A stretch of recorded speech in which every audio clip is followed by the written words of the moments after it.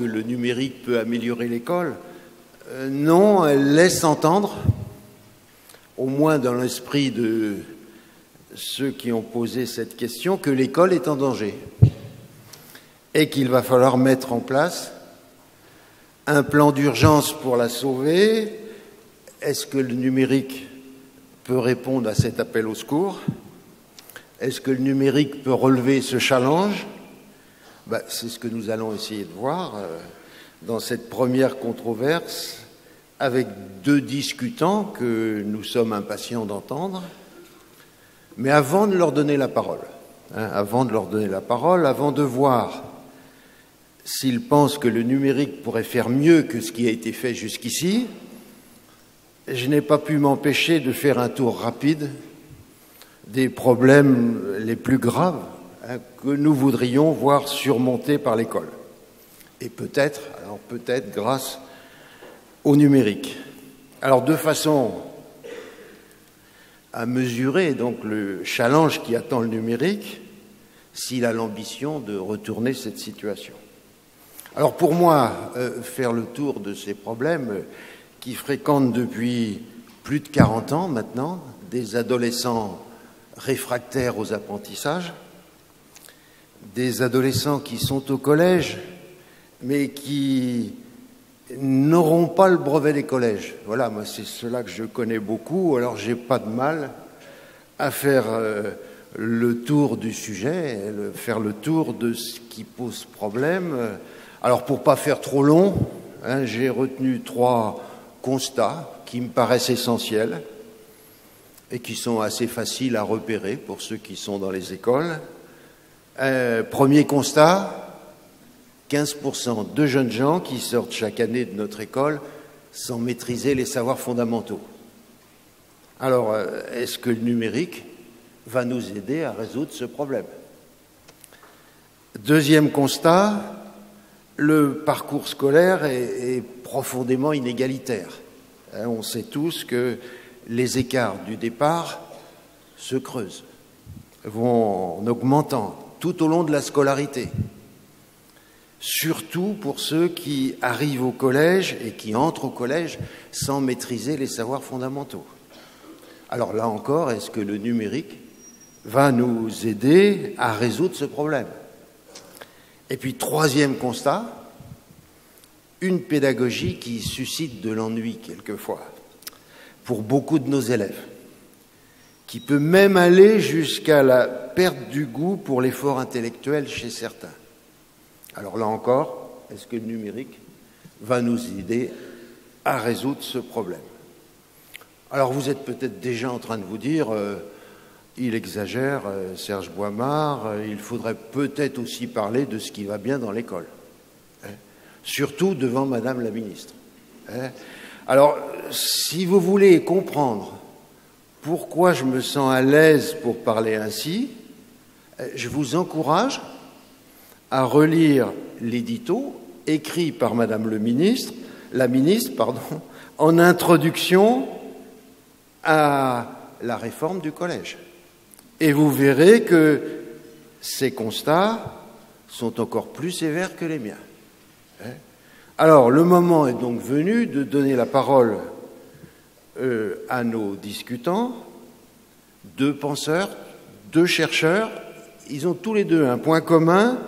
Depuis des années, ils influencent le monde des enseignants. Depuis des années, ils n'ont jamais eu peur de confronter leurs idées à la pratique des classes.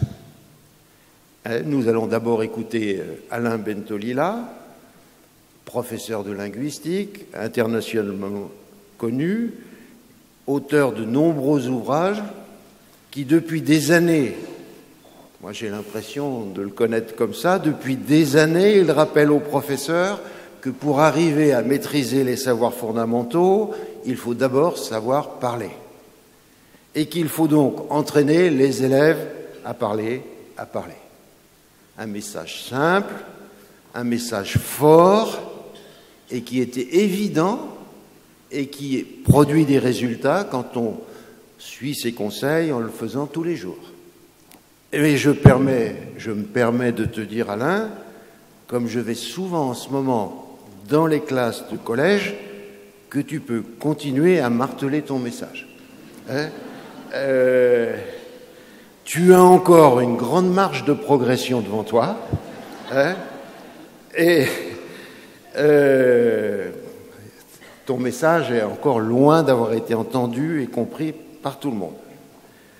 Maintenant, à toi de nous dire si avec le numérique, tout cela va s'arranger. J'ai vu, comme tout le monde, que tu en es maintenant à la machine à lire, à apprendre à lire. Alors là, vraiment, on te donne la parole. Puis ensuite, on écoutera Serge Tisseron, que je présenterai avant sa prise de parole.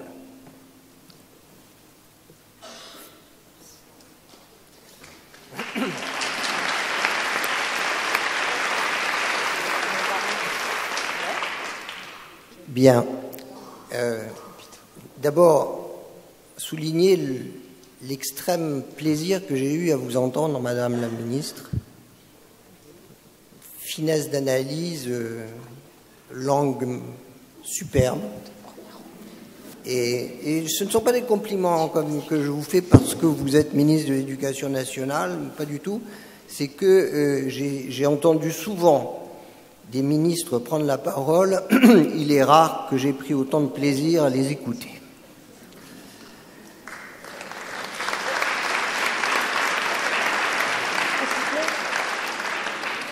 Et vous avez dit un certain nombre de choses qui personnellement m'ont parlé, vraiment, et qui vont revenir dans mon propos. Vous allez voir que finalement, vous êtes très proche des questions que se posent aujourd'hui la plupart des enseignants, et notamment sur la question de la pédagogie de la compréhension et du apprendre à comprendre.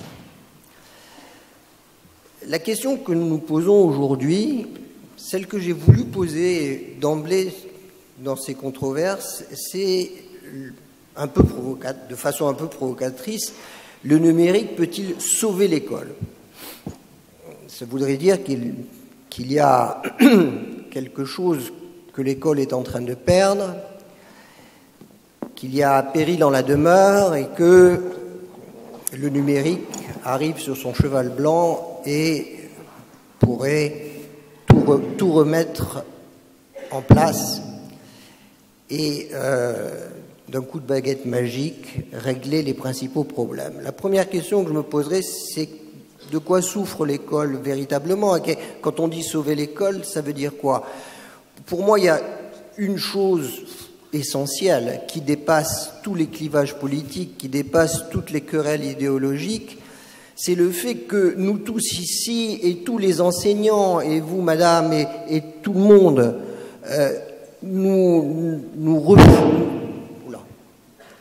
refusons à ce que la destinée scolaire et sociale d'un enfant soit scellée dès l'entrée à l'école maternelle et au cours préparatoire, et que ce long parcours d'échecs soit programmé de façon inéluctable avec ce que l'on connaît bien, c'est-à-dire une pénurie de vocabulaire très tôt dans le parcours de cet enfant, peu de mots,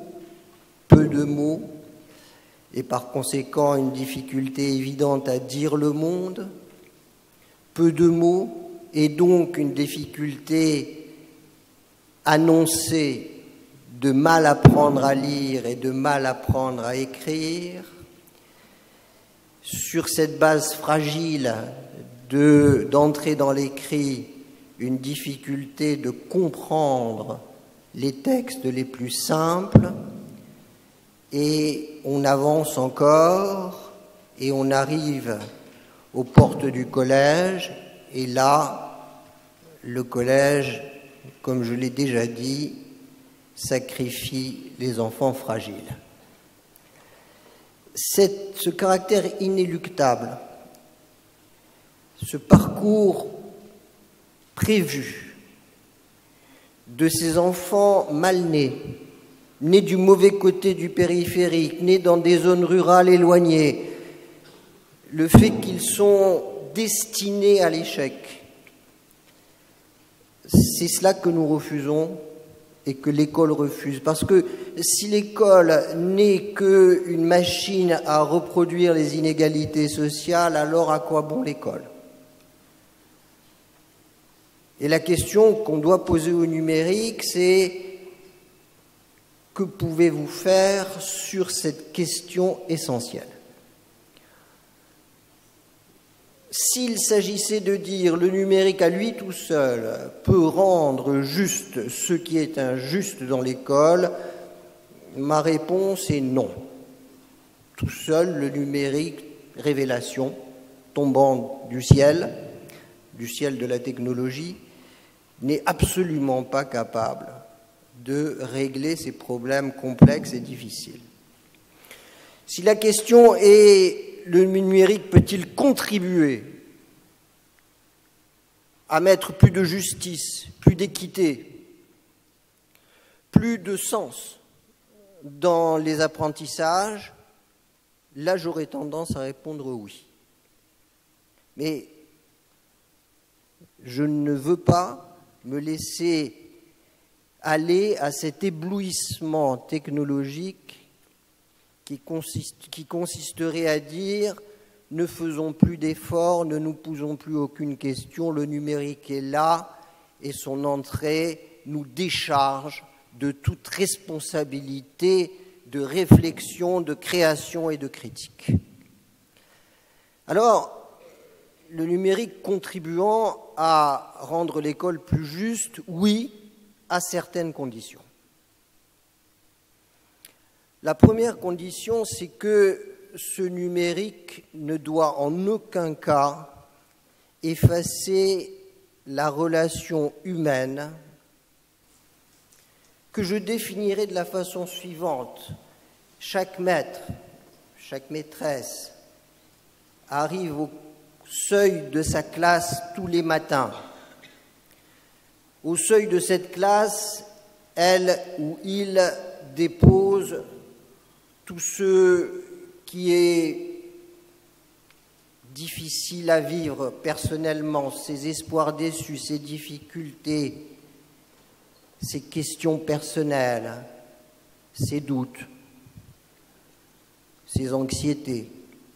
Et il ou elle pousse cette porte et trouve derrière ces 25 ou 30 enfants des autres qui parfois se demandent pourquoi ils sont là et qui souvent préféreraient être ailleurs. Et il fait ce pari fou, utopie concrète, comme disait Steiner, ce pari fou qui est de dire vous ne sortirez pas de cette classe dans le même état intellectuel dans lequel vous y êtes entré. Chaque intelligence recevra de ma part une proposition, une promesse, non pas inscrite de façon immuable, non pas définitivement marquée, mais une proposition de réflexion. Ce que vous disiez, Madame la Ministre, tout à l'heure, cette élévation constante, cette proposition de cheminement, cet accompagnement à la fois discret et à la fois ferme qui permet la découverte, c'est ce pari fou, cette utopie concrète, ce serment que chaque maître fait quand il rentre dans sa classe. Et il ne faut surtout pas que l'entrée du numérique dans la ronde éducative puisse en quoi que ce soit troubler cela. Un maître, c'est les yeux dans les yeux, c'est la parole dans la parole. C'est toi et moi, toi et moi, toi et moi, toi et moi. C'est tout cela, l'école. C'est cette relation à la fois collective et à la fois individuelle. C'est ma singularité et ta singularité. Et c'est à partir de cela qu'effectivement, c'est cela effectivement qu'il ne faut surtout pas mettre en cause. Il faut surtout se garder que l'écran fasse écran. C'est-à-dire que cet écran se mette en travers de cette relation subtile, particulière, singulière. Cette reconnaissance, certes, reconnaissance de statuts différents, mais reconnaissance profondément humaine, d'intelligence à intelligence. Vous disiez tout à l'heure à quel point c'était important de recueillir les interprétations des élèves. J'y reviendrai à la fin de mon intervention. Mais ce recueil des interprétations bienveillant et exigeant, c'est les mots que vous avez utilisés, je crois, ce recueil des interprétations est une mission du maître dans sa classe. Évidemment, il faudra ensuite qu'il trie dans ses interprétations et qu'il vérifie si elles tiennent la route face à l'expérimentation, face aux savoirs établis. Donc, première condition, surtout que le numérique ne trouble pas cette relation singulière qui est la relation humaine entre un maître et chacun de ses élèves. Le deuxième élément, c'est qu'il ne faudrait pas que le numérique affaiblisse et puisse affadir en quoi que ce soit la créativité pédagogique. Au contraire, il faut qu'il alors j'ai dit affadir, j'allais dire qu'il l'assaisonne. C'est-à-dire qu'il lui donne encore plus de force, encore plus d'originalité, encore plus de rêve. Mais de rêve d'intelligence, de rêve de création. Si le numérique, c'est un paradigme froid de type d'exercice qui sont imposés par ceux qui inventent les logiciels. Si on dit au maître, ah non, vous avez 5 types d'exercices, pas plus. Au-delà, nous n'avons pas prévu de prendre cela en compte. À ce moment-là, le numérique devient une machine infernale. Il va imposer sa loi automatique à la créativité du maître, et ça, c'est absolument inadmissible. Le numérique doit, au contraire, permettre au maître d'aller plus loin, d'agir de façon encore plus originale et encore plus singulière. Troisième condition, c'est la condition suivante, surtout que le numérique ne mette pas en péril la mémoire. La mise en mémoire, pour chacun de ces enfants, cette mémoire qui, à la fois, rassemble, elle les rassemble bien sûr, cette mémoire, puisqu'elle nous permet de partager des connaissances, un patrimoine, des savoirs. Cette mémoire est aussi une mémoire qui distingue chacun, puisque chaque mémoire est singulière. Et cette mémoire est une mémoire qui nous prolonge tous, le maître, chacun de ses élèves, puisque cette mémoire se transmettra. Il ne faut surtout pas imaginer que parce qu'il y a le numérique, parce que ce numérique nous fait la promesse de nous offrir tous les savoirs du monde, que ce numérique nous dispense de ce travail essentiel de mise en mémoire, de mise en intelligence, de compréhension de ce qui nous est proposé. À ces 3 conditions, que peut-on attendre du numérique? Je vais prendre un exemple, l'exemple que nous menons depuis un certain nombre d'années avec mes amis chercheurs, tous ayant une très forte très fort enracinement dans l'école, tous ayant des années et des années d'expérience, de classe à différents niveaux. Je leur rends hommage aujourd'hui parce que diriger une équipe de cet ordre-là est un privilège absolument formidable.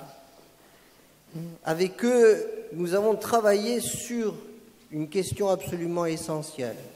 Comment est-ce qu'on peut s'appuyer sur le numérique pour faire des choses à la fois intelligentes, singulières et utiles socialement. Et je vais prendre comme exemple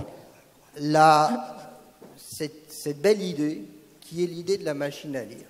Je vous donne donc cet exemple de façon à ce que vous puissiez regarder de façon précise ce qu'on peut faire avec le numérique à partir du moment où le numérique est à la disposition du maître. À partir du moment où, évidemment, le numérique n'impose pas sa loi, mais au contraire sert le maître ou la maîtresse dans sa classe.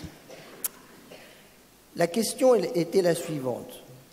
Comment est-ce qu'on peut faire en sorte qu'un enfant puisse gagner en endurance de lecture? C'est-à-dire, comment est-ce qu'on peut faire en sorte qu'un enfant ne s'épuise pas, ne soit pas effrayé par la distance de ce qu'il va avoir à lire? Et l'idée nous est venue de façon intéressante dans la discussion en nous disant finalement c'est un peu comme un coureur de fond, c'est-à-dire qu'il commence à marcher, quand il a marché, qu'il est un peu chaud, il commence à courir, et quand il est fatigué, il recommence à marcher, et quand il a suffisamment repris son souffle, il recommence à courir.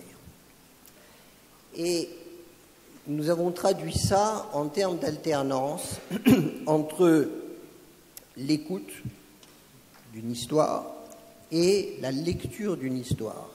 Et ainsi, un enfant, un adolescent, mais quelquefois des personnes beaucoup plus âgées, vont entrer dans cette lecture par l'écoute, poursuivre avec une obligation de lecture autonome, et puis ensuite revenir à l'écoute, et ainsi arriver jusqu'à ce but, qui est un but clair et exigeant à atteindre, c'est-à-dire c'est 70% de lecture autonome pour 30% d'écoute. Mais si nous nous étions arrêtés là, alors nous étions plutôt sur le versant d'un gadget, bien plutôt que sur celui d'un dispositif pédagogique. Pour que ça devienne un dispositif pédagogique, il faut qu'à un moment donné, l'écran s'efface. Il faut qu'à un moment donné, le parcours individuel cède le pas à la mise ensemble d'un groupe qui, de concert, va discuter, réfléchir, où le maître devient ce que vous avez appelé tout à l'heure un accoucheur de représentation. Et dans chacun des ouvrages qui sont proposés, avec cette alternance dont je vous ai parlé, 5 fois au cours de l'ouvrage, les enfants sont réunis. Et lors de cette réunion que nous appelons, et il y a bien longtemps que nous pratiquons et que les 20 000 maîtres qui travaillent avec nous pratiquent cela, au cours de cet atelier de compréhension de texte, nous appelons ACT, alors, une fois le texte lu par les élèves, qui est un extrait qu'on a choisi au fur et à mesure de la lecture d'un ouvrage, l'enfant lit les 15 premières pages de l'ouvrage, retrouve ses camarades en atelier de compréhension de texte avec son maître. Une fois qu'il est là, on va se poser cette question essentielle, qui revient à ce que vous disiez tout à l'heure, c'est-à-dire quel film, chacun d'entre vous, vous êtes fait dans votre tête. Quel film vous êtes fait dans votre tête? Et chacun va dire son film. Et là, on demande à l'éducateur, au maître, surtout de ne pas intervenir brutalement, en disant « mais non, c'est pas ça, hein. Mais non, tu t'es trompé. » Non, non, là, on accepte, on recueille, on est dans l'accueil bienveillant des différentes représentations des enfants. Mais on n'y reste pas. Au-delà de ces interprétations différentes, accueillies, marquées au tableau, une fois cela fait, alors on va passer à la vérification. Et là, l'auteur est incarné par le maître. Il vient dire « Je suis celui qui a écrit ce livre. Je suis celui qui a écrit ce que vous avez lu.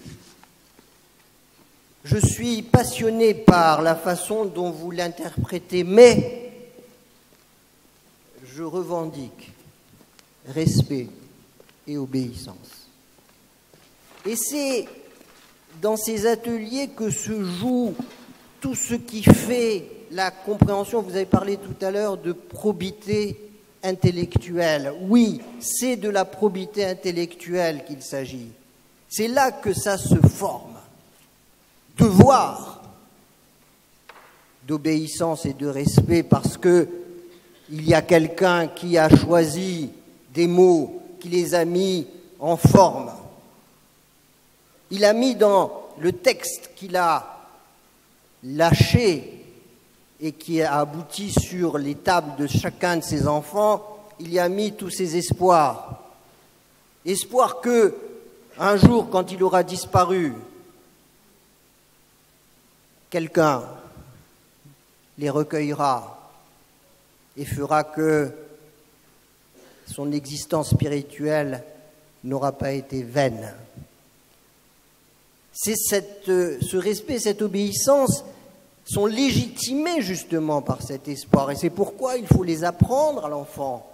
Lire, ça n'est pas interpréter n'importe comment, ça n'est pas exercer sa toute-puissance imaginative. Non, lire, c'est respecter. Mais aussi, lire, c'est être capable d'interpréter comme nul autre n'interprète pas. Chacun d'entre vous lira un livre ou un passage d'une façon particulière, singulière. Nos films ne se ressemblent pas nécessairement, et cependant, ils ont en commun, parce que nous lisons le même livre, un dénominateur commun, un certain nombre de choses qui ne sont pas négociables. C'est de cette façon-là, à la fois en tirant un enfant vers la lecture de plus en plus longue, en lui donnant de la force et du courage, et en même temps en faisant en sorte qu'il retrouve ses camarades avec son maître pour se poser cette question essentielle: comment est-ce qu'on comprend? Nous faisons le pari qu'on ne peut pas fonder une pédagogie si l'enfant n'a pas une conscience claire de la façon dont il avance, à quoi ça sert, comment fait-on? C'est de l'élévation. L'apprentissage de la lecture n'est en aucun cas une révélation, sauf au moment où on apprend les relations entre lettres et sons. Ça ne s'invente pas. On ne peut pas demander aux enfants de découvrir que quand ils voient la lettre R, ça se prononce RE. Ça s'apprend, ça tombe. Mais tout ce qui a trait à la compréhension du texte est une lente démarche de découverte. Certains parleront de métacognition. Et c'est vrai que c'est de la métacognition. Et on avancera comme cela. Donc, si vous voulez, la question que je pose, et je conclus comme cela, le numérique ne portera véritablement ses fruits que dans la mesure où il saura laisser toute la place à cette relation de réflexion collective, de prise en compte des interprétations individuelles, de la relation entre le maître et chacun de ses élèves, alternance, alternance entre la relation à l'écran, qui parfois est nécessaire et importante, la relation individuelle, et en même temps, cette relation qui est absolument essentielle, qui est cette relation humaine, les yeux dans les yeux, parole contre parole, élévation contre élévation. Je vous remercie.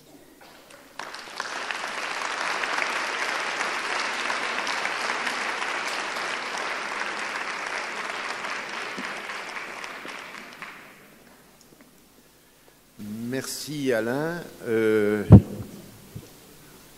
Vous aurez l'occasion, après avoir entendu Serge Tisseron, de lui poser vos questions. Bien entendu, pour nous, ça a été particulièrement intéressant d'entendre qu'avec le numérique, là, il y aura encore cette relation importante entre l'élève et le maître.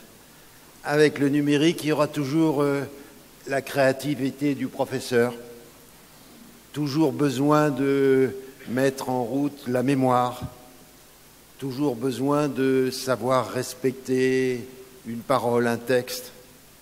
Alors là, tu nous as donné un exemple particulièrement intéressant qui nous éclaire, donc préparez vos questions pour tout à l'heure.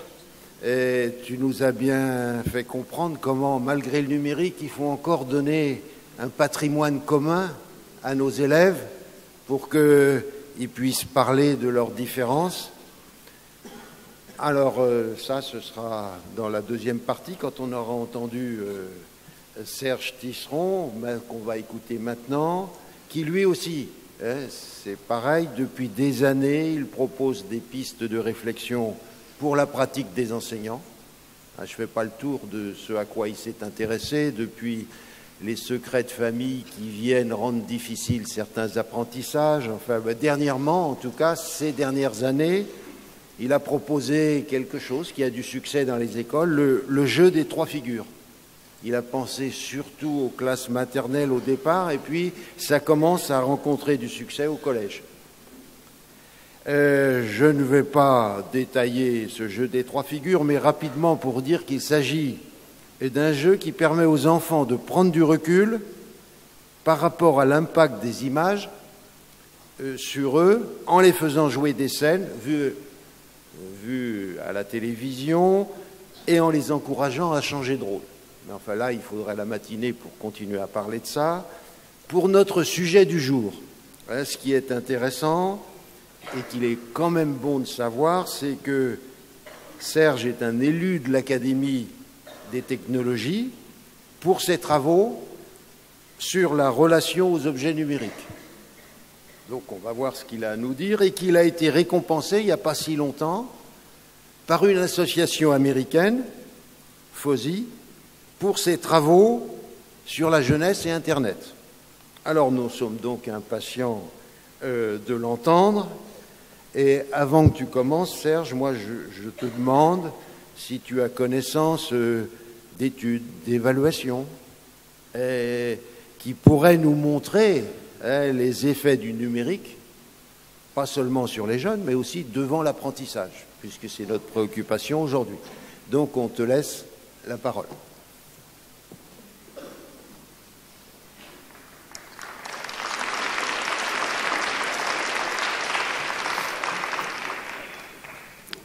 Merci beaucoup, merci Alain de cette présentation, merci de cette invitation. Alors, avant de répondre à ta question, je voulais dire quelques mots, m'adresser d'abord à Madame la Ministre, puisque vous avez évoqué le fait que la controverse puisse être passée de mode. Alors, je ne sais pas si elle est vraiment passée de mode, mais en tout cas, je peux vous rassurer, entre Alain et moi, je ne crois pas qu'il y ait vraiment de controverse. Vous allez voir que je le rejoins sur beaucoup de points, notamment l'importance de l'oralité, et puis de manière plus générale, parce que si l'être humain avait trouvé à se satisfaire de toutes ses attentes, notamment en termes d'apprentissage avec la culture du livre, il n'aurait jamais inventé le numérique, il n'aurait jamais inventé les écrans. Et on voit bien d'ailleurs maintenant que depuis les origines, l'être humain a un aspect de lui-même qu'il pousse à la parole, au langage, à l'écriture romanesque, etc. Et puis un aspect de lui-même qu'il pousse à chercher des repères visuels dans son environnement, à les cultiver, à s'appuyer sur eux. Et là, évidemment, on rejoint toute la culture des écrans. Donc ce que je vais essayer de faire, c'est justement voir par rapport à ces deux cultures, le livre et les écrans, comment les écrans peuvent avoir des points forts sur lesquels les pédagogues peuvent s'appuyer. Mais, encore une fois, l'une de ces cultures n'est pas appelée à effacer l'autre, d'autant plus que ces cultures se métissent considérablement aujourd'hui et certains repères traditionnels de la culture du livre sont en train d'être développés dans des logiciels spécifiques pour que les enfants qui parallèlement se familiarisent avec le livre et avec les écrans puissent retrouver les mêmes repères dans les deux domaines. Alors, ta question maintenant, Serge. Alors, aucune étude aujourd'hui, à ce jour, ne montre que l'introduction du numérique dans un établissement scolaire se traduit forcément par une réduction des inégalités et une augmentation de l'importance des apprentissages. En revanche, ce qu'on constate, c'est que lorsque le numérique est introduit, eh bien, dans certains établissements, c'est vrai que ça n'a pas d'effet bien positif. Même dans certains établissements, ça paraît plutôt handicaper certains élèves. Et puis, on s'aperçoit que dans d'autres établissements, parfois pas si éloignés, à 20 km, 25 km, donc même recrutement, même niveau socioculturel, voilà, même niveau économique, on s'aperçoit que dans un autre établissement, l'introduction du numérique a des effets formidables. Et donc la question, évidemment, c'est de savoir qu'est-ce qui se passe dans ces établissements-là où le numérique a un effet formidable. Et il me semble que ce sont des établissements qui sont capables d'introduire le numérique, non pas comme un nouveau support pour aller dans le sens des apprentissages traditionnels, mais comme l'occasion de proposer des nouvelles façons de travailler ensemble, d'apprendre ensemble, et des nouvelles façons de travailler qui correspondent justement au changement d'état d'esprit des élèves. Et parmi les changements d'état d'esprit des élèves, on va voir que la création de nouvelles formes de sociabilité sont aujourd'hui au centre de beaucoup d'activités que les jeunes ont justement en dehors de l'école et qu'il est important aussi, sur lesquelles il est important également de s'appuyer à l'intérieur de l'école. Donc d'abord, je vais vous dire quelques mots pour commencer de ces changements d'état d'esprit des élèves et vous allez trouver au passage, pour ceux qui sont familiarisés avec cette notion, l'idée bien sûr de la résilience. La grande idée de la résilience, c'est que plutôt que de regretter ce qu'on n'a pas, il vaut mieux s'appuyer sur ce qu'on a. Et plutôt que d'essayer d'implémenter chez des élèves un certain nombre de compétences qu'ils peinent à acquérir selon certaines méthodes, il vaut mieux s'appuyer sur des compétences qu'ils ont, éventuellement faire un petit détour et reprendre les choses latéralement. Commencer par s'appuyer sur les compétences qu'ils ont avant de vouloir développer des compétences qu'ils n'ont pas. Alors quels sont aujourd'hui ces grands bouleversements dans la manière de fonctionner des élèves et aussi de nous autres adultes? Pour aller vite, je vais en prendre 4. Bouleversements dans la relation au savoir. On sait aujourd'hui que les savoirs se construisent de façon beaucoup plus collaborative et je pense d'ailleurs qu'il devrait être obligatoire que tous les enseignants, un jour ou l'autre, aillent essayer de modifier un peu Wikipédia, parce que c'est vraiment en modifiant Wikipédia qu'on s'aperçoit qu'Internet n'est pas un support d'apprentissage nouveau parmi les autres, c'est vraiment un espace de construction collaborative des savoirs, et ça on ne peut pas s'en apercevoir si on ne met pas la main à la pâte, si on ne met pas les mains dans le cambouis. Donc, construction plus collaborative des savoirs, c'est le premier point. Dans la relation aux apprentissages, c'est une banalité de dire que beaucoup d'élèves aujourd'hui ont une compétence dans le domaine de l'intelligence visuo-spatiale, notamment par la pratique des jeux vidéo. Également, troisième point, bouleversement dans la relation à l'identité. Et là, je suis content de voir qu'Alain aussi a un terrain d'étude de ce côté-là. Le goût du théâtre, aujourd'hui chez les jeunes, qui se développe à mon avis précocement chez les tout-petits qui, hélas, passent beaucoup de temps devant la télévision et notamment devant des dessins animés extrêmement rapides, assez perturbants du point de vue de la construction de leur capacité d'attention et de concentration, mais dessins animés aussi qui leur donnent finalement le goût du théâtre, le goût de l'improvisation, et on en voit un effet dans le formidable succès de l'application DubSmash. Alors si vous ne connaissez pas l'application DubSmash, D-U-B-S-M-A-S-H, allez la voir, je la conseille tout le temps aux enseignants et régulièrement des enseignants me disent merci beaucoup, on est allé la voir et on comprend maintenant pourquoi nos élèves dans les couloirs font constamment des cris d'animaux. Donc si vous ne connaissez pas l'application DubSmash et que si vous avez des élèves qui font des cris d'animaux, allez voir l'application DubSmash, vous comprendrez pourquoi. Donc goût du théâtre qu'on retrouve évidemment dans les tutos auprès du succès qu'ont les youtubeurs, les youtubeuses sur Internet, et il y a une très forte aspiration aujourd'hui au théâtre, et le théâtre, n'oubliez pas, on joue, on parle, pas forcément de l'improvisation, on peut prendre du texte, mais le corps y est présent. Et puis, quatrième point, un bouleversement dans la relation à la sociabilité, c'est évidemment aujourd'hui l'importance du tutorat. Il ne faut pas oublier que tous les joueurs de jeux vidéo pratiquent le tutorat. Ceux qui sont un peu plus avancés dans les réussites, les performances, l'acquisition de matériel, aident les plus jeunes. Alors à partir de là, c'est le deuxième point sur lequel je voudrais insister auprès de vous. Comment est-ce qu'on va essayer d'utiliser tout ça ? Eh bien, on ne va pas forcément essayer d'utiliser tout ça en se disant « le numérique va nous y aider ».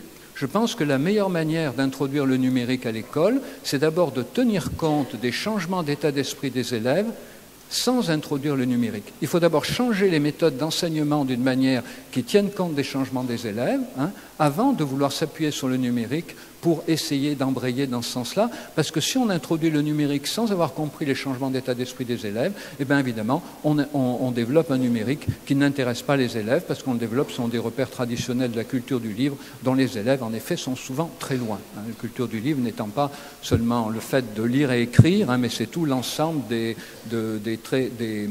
habitudes, des conceptions qui se sont développées à partir du livre.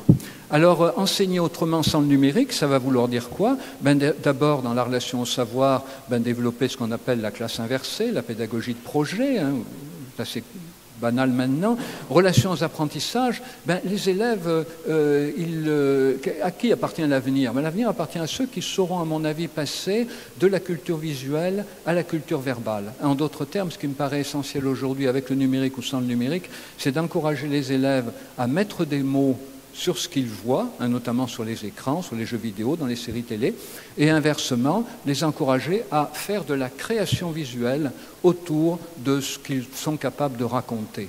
Et je pense aujourd'hui, l'oralité peut énormément se développer autour des séries télé et des jeux vidéo vus par les enfants. Ça ne veut pas dire qu'on introduit les séries télé et les jeux vidéo à l'école, ça veut dire qu'on invite les enfants à en parler, éventuellement individuellement ou en groupe, où ils préparent leur exposé, où il y en a un qui dit « moi, le jeu que j'adore, c'est celui-là », un autre dit « non, moi, c'est un autre qui est beaucoup plus intéressant, je vais vous expliquer pourquoi ». Et en fait, à travers... On va utiliser la passion qu'ont les jeunes pour des objets numériques comme un levier à partir duquel ils vont être invités à en parler, et ils vont en parler, croyez-moi, parce que quand on est bouleversé émotionnellement par quelque chose, on a envie d'en parler. Ils n'ont peut-être pas envie de parler de sujets imposés, mais ils ont envie de parler des écrans qu'ils voient, et après tout, l'important, c'est de les faire parler, parce que quand ils vont parler, on va leur apprendre à distinguer entre le passé, le présent, le futur, et puis à utiliser correctement les fameuses conjonctions « mais où est donc Ornicard ?» Autrement dit, on va leur permettre de développer les liens logiques à l'intérieur du discours.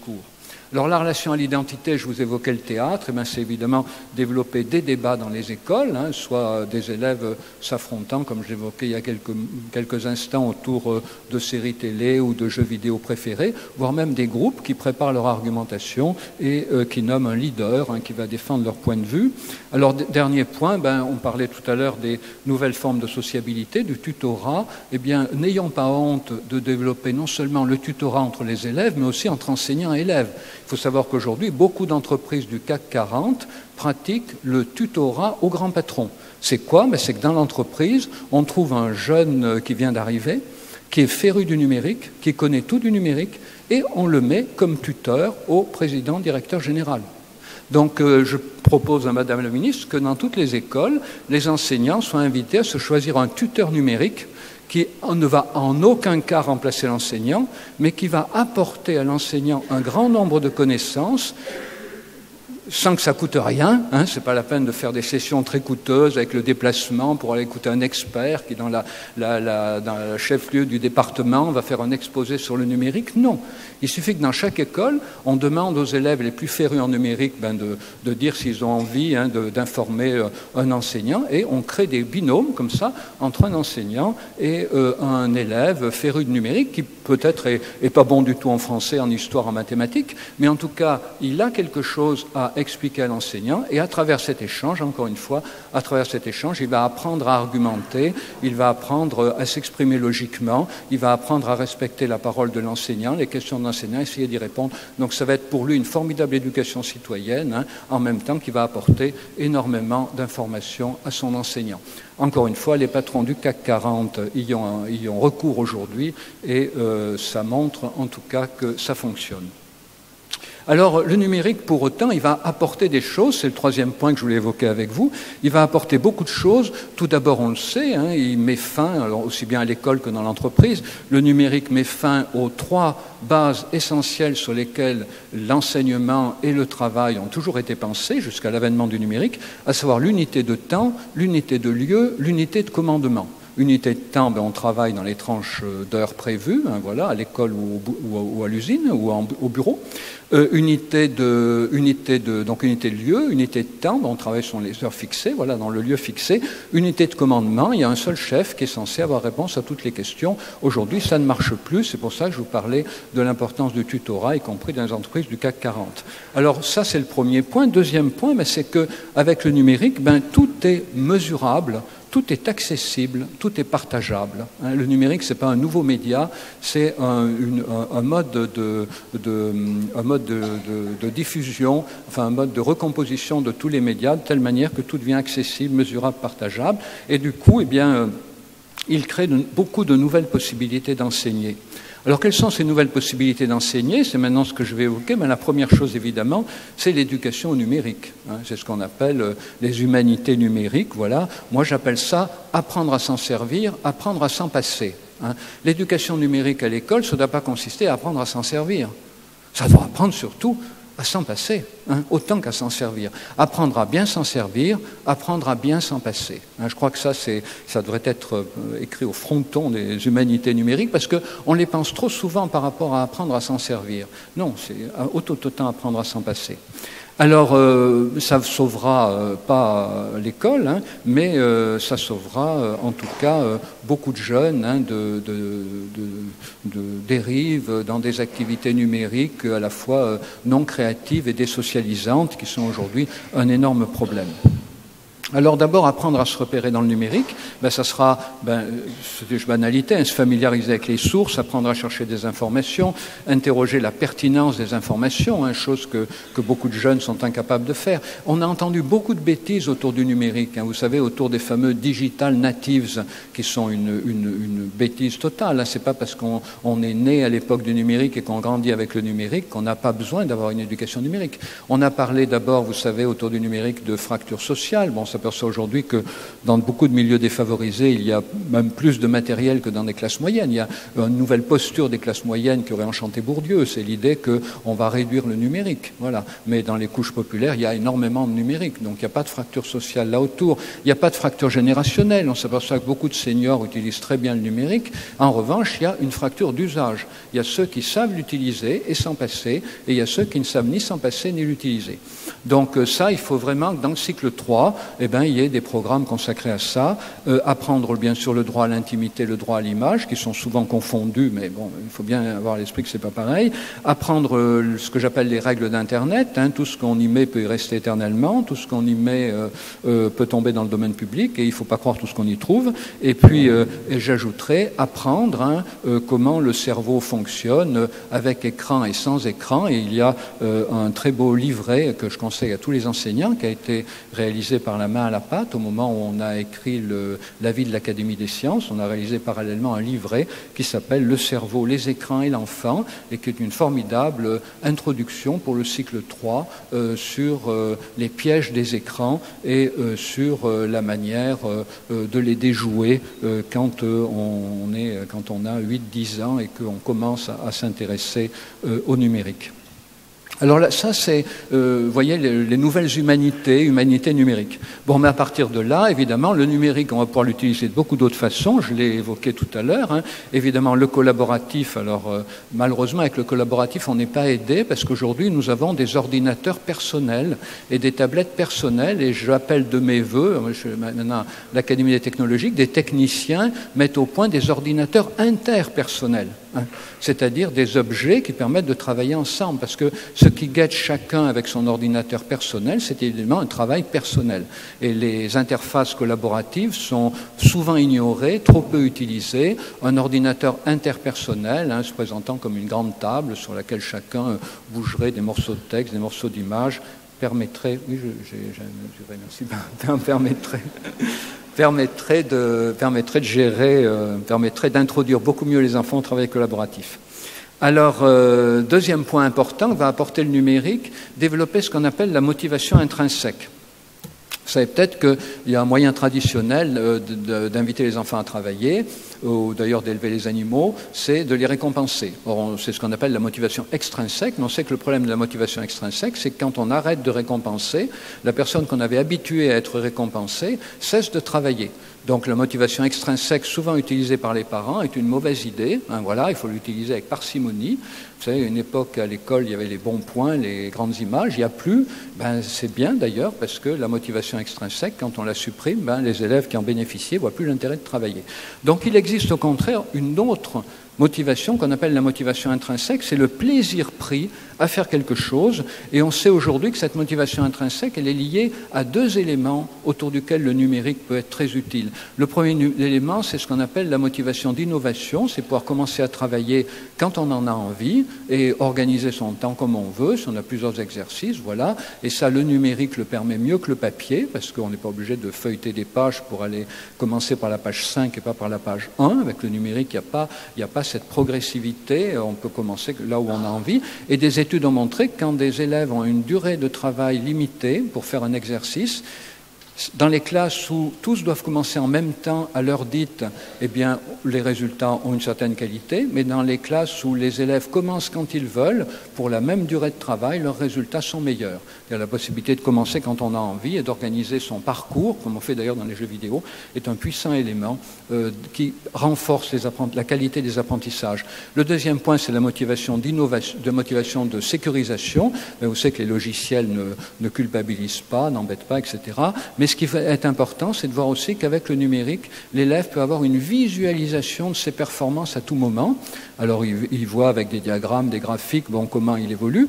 Mais ce qui est beaucoup plus intéressant, c'est qu'avec le numérique, on peut lui permettre aussi de visualiser la variété des stratégies qu'il utilise, puisque vous savez que certains problèmes en physique, en mathématiques peuvent être résolus de plusieurs façons. Donc, plus il y a des stratégies diversifiées, plus ça mérite d'être valorisé auprès de l'élève par des schémas, voilà, lui montre qu'il valorise ses modes de résolution, et puis la possibilité pour lui aussi de valoriser la richesse le nombre de bases de données qu'il consulte. Hein. Consulter Wikipédia, je dis toujours, il ne faut pas pénaliser, il faut mettre un demi-point, mais un demi-point pour toutes les autres bases de données consultées par l'élève, ou un quart si vous voulez, mais en tout cas, plus il y a des bases de données consultées, plus il faut récompenser. Et puis, bien sûr, même la capacité de prendre contact avec des experts, des interlocuteurs, des camarades. Moi, chaque semaine, je reçois quelques demandes d'élèves qui me disent que leur professeur leur a donné un sujet que je semble bien connaître, et donc ils me demandent de les aider à faire leur copie, ce que je ne me garde bien de faire, évidemment, mais je les renvoie à des lectures où je les remercie de cette habileté, hein,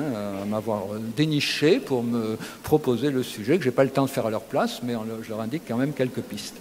Voilà, donc j'en arrive à la conclusion, si conclusion peut y avoir, on revient à la question, est-ce que le numérique peut sauver l'école? Alors d'abord, il faut bien comprendre qu'il n'y a pas un numérique, hein, j'espère que vous l'avez compris, il y en a deux. Ou plutôt, il y a deux manières d'utiliser le numérique. On peut utiliser le numérique pour rendre les utilisateurs plus puissants, plus performants, plus compétitifs. Et bon, c'est un peu une logique traditionnelle, hein, de l'enseignement. Voilà, chaque élève travaillant pour lui et travaillant le mieux possible, c'est pour toi que tu travailles. Voilà. Mais il y a une autre logique du numérique, hein, c'est on peut utiliser le numérique pour rendre les élèves plus collaboratifs, plus attentifs au mode de pensée de l'autre. Je pense notamment à la possibilité de construire ensemble des copies, mais ce n'est pas des copies, construire ensemble des devoirs remis sous la forme multimédia, hein, un élève qui est plus compétent pour la mise en forme du texte, un autre pour le choix des images, un autre pour le choix éventuel des vidéos, un quatrième pour la composition de tout ça, voilà, donc les inviter à s'intéresser aux performances particulières de chacun de leurs camarades et faire en sorte qu'ils les mettent ensemble pour fabriquer des produits finis. N'oublions pas quand même qu'aujourd'hui, c'est une grande exigence des employeurs. employeurs, hein, la possibilité pour les gens embauchés de travailler ensemble. Et deuxième exigence des employeurs, la capacité que semblent avoir le nouveau personnel employé de pouvoir s'adapter à tous les bouleversements qui vont survenir dans les années qui viennent. Un employeur aujourd'hui ne recrute plus sur des compétences, il recrute sur la capacité qu'il estime qu'un employé possible peut avoir de se reconvertir dans toutes les compétences multiples qui lui seront demandées dans les années qui viennent. Donc ça veut dire que le numérique doit être utilisé pour ça. Et puis dernière chose, je crois que le numérique contient encore une autre leçon, et c'est qu'il montre qu'on ne peut pas demander à tout le monde de faire la même chose en même temps, hein, je pense que vous l'avez compris, et que le but du ministère de l'Éducation nationale, je crois, c'est de donner à tous les établissements les moyens dont ils ont besoin au moment où ils les demandent. Hein. Je pense qu'avec le numérique, on touche les limites de quelque chose qui serait imposé de manière verticale à tout le monde. On ne peut pas encourager le numérique dans ce qu'il a de meilleur, à savoir le collaboratif, et vouloir l'imposer selon un modèle hiérarchique et vertical. Voilà, merci de votre attention.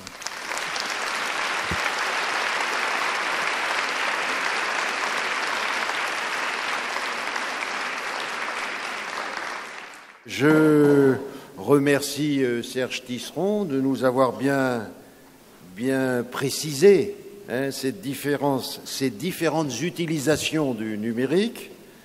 Je lui dis encore merci pour cette idée de formation des professeurs avec un tuteur-élève. C'est vrai que c'est intéressant.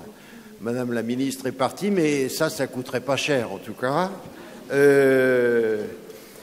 Je suis d'accord avec lui, avec vous voyez, cette histoire de changement de nos élèves, des enfants, le développement de cette intelligence rapide.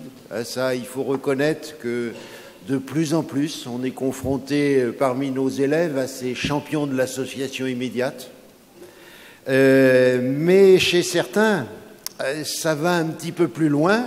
Et moi, je pense à ces fameux 15% qui restent toujours réfractaires aux apprentissages, et parmi eux, je vois beaucoup de phobiques du temps de suspension. Vous voyez, ça va un petit peu plus loin que d'être des champions de l'association immédiate.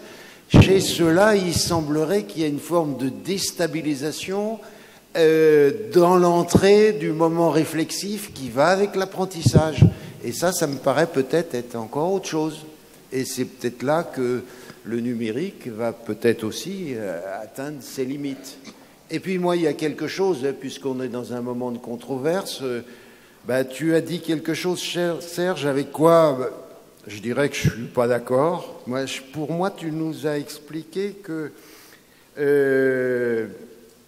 il est important d'encourager ces élèves au fonctionnement rapide, à mettre des mots sur les images. Ça, en effet, là, il y a un exercice intéressant. Mais moi, j'ai vraiment l'impression aussi qu'avec ceux qui sont les phobiques du temps de suspension, il faut plutôt les encourager à mettre des images sur les mots. Des images sur les mots entendus. Parce que pour moi, le défaut premier et le gros défaut de ceux qui n'arrivent pas aux savoirs fondamentaux, c'est-à-dire de ceux qui vont sortir de l'école sans maîtriser les savoirs fondamentaux, et ça je vous le garantis, vous pouvez faire l'essai, quand on leur lit un texte à haute voix, le premier défaut, c'est qu'ils ne savent pas greffer des nouvelles représentations sur les leurs. Ils ne savent pas faire de l'image avec le mot entendu. Serge, tu veux dire quelque chose sur mon observation là ou... Oui, tout à fait d'accord. L'important, c'est de passer de l'un à l'autre. Alors déjà, les inviter à raconter leurs expériences d'image, mais tout à fait d'accord, les inviter à mettre des images sur les mots. Et d'ailleurs, ce va-et-vient, c'est celui que connaissent bien tous les psychothérapeutes pour enfants. Quand un enfant vient en faisant un dessin, on lui dit « raconte-moi ton dessin », qu'est-ce qu'il veut dire? Et quand un enfant se met à raconter quelque chose qu'on ne comprend pas bien, ou même si on comprend, on lui dit « est-ce que tu veux bien me faire un dessin ?» Et du coup, on invite l'enfant l'enfant a constamment passé du registre visuel au registre verbal et du registre verbal au registre visuel. Alors quand les enfants grandissent, on ne va pas leur proposer de faire un dessin, mais on peut leur proposer de montrer des photos. Il y a eu, par exemple, l'an dernier ou il y a 2 ans, un concours organisé par la ville de Paris où les enfants étaient invités non seulement à proposer des images, mais à proposer des images accompagnées d'un texte, ou éventuellement de prendre un texte dans la littérature et de l'accompagner le texte d'une image. Donc c'est le va-et-vient en effet qui est important. Bon, merci Serge pour cette précision. Alain, tu veux dire quelque chose avant qu'on commence à poser les questions? Je m'étais fait la même remarque en écoutant Serge, la même remarque que toi, mais parce qu'on est tellement proches intellectuellement que finalement c'est quasiment une même intelligence qui parle. C'est cette question de l'image, c'est-à-dire ce qu'on appelle la fonction imageante. C'est une des questions que nous nous posons sans arrêt. C'est-à-dire comment est-ce qu'on peut faire en sorte que l'enfant ait l'audace et la capacité de poser ses images sur les mots d'un autre. Je dis bien sur les mots d'un autre, pas sur ses mots à lui, sur les mots d'un autre. Ça, c'est une des grandes difficultés. C'est ce qui fait, quand tu parles de temps de suspension, c'est ce temps qui reconnaît l'autre comme étant à distance de moi-même, reconnaît le franchissement de cette distance par ce qu'il me dit ou ce qu'il me raconte, et l'interprétation que je vais faire en termes d'image de ce qu'il m'a donné, ce qu'il m'a envoyé, sans pour autant trahir ce qui m'a été dit. Et donc, cette difficile négociation ne peut pas être résolue simplement en utilisant des images, en les associant à des mots, etc. Tout exercice artificiel que l'on peut faire, ça n'est pas là. Nous, par exemple, quand on s'est posé la question, est-ce qu'il fallait, pendant les temps d'écoute de la machine à lire, est-ce qu'il fallait afficher des images qui suivent le texte, nous avons décidé que non, parce que nous ne voulions pas imposer à l'imagination de chacun des lecteurs des images qui viendraient d'ailleurs. Donc c'est dans la capacité à formuler les images qu'on se fait, à les confronter aux autres, à en voir les différences, que toute la pédagogie de la compréhension se fait. Donc là-dessus, je suis tout à fait d'accord avec toi.